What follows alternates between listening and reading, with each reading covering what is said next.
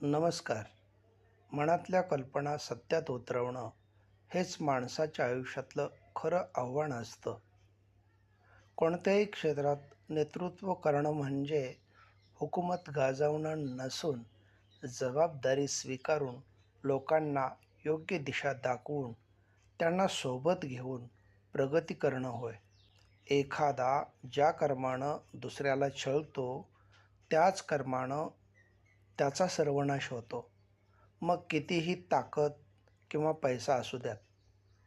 म्हणून कोणालाही वाटेल तसं बोलू नये, कारण नियती बदला घेते. आपण सगळेच आपापला उद्याचा दिवस अधिक सुखी आणि समृद्ध करण्यासाठी अधिक कष्ट घेतो, चांगलं काम करतो आणि उद्याचा दिवस उगवतो. तो उगवला की त्याचा चांगल्या प्रकारे आस्वाद न घेता पुन्हा पुढच्या उद्यासाठी अधिक काम करण्याच्या तयारीला लागतो. या सगळ्यात आजचा चांगला उत्तम कधी निघून गेला तेच कळत नाही.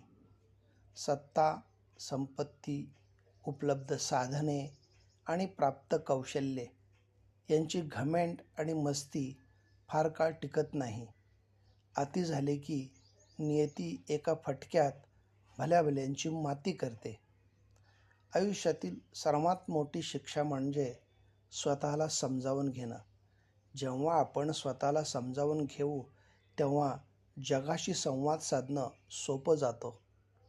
वास्तव जीवनात पुढं जाण्यासाठी कधीकधी काही पावलं मागं घ्यावी लागतात, कारण मागं घेतलेलं प्रत्येक पाऊल हे पुढच्या मोठ्या यशासाठी असतं.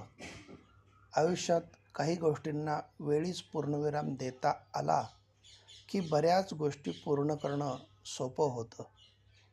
कधी कुठल्या एखाद्या अडल्या-नडल्या माणसानं मदतीसाठी आपल्याला साथ घातली तर त्याचे आभार मानावे. ईश्वराचेही आभार मानावे, कारण ईश्वर इतका समर्थ असताना, शक्तिमान असतानाही त्या अडल्या-नडल्या माणसाच्या, त्या गरजू माणसाला मदत करण्यासाठी त्यानं आपली निवड केली आहे. धन्यवाद.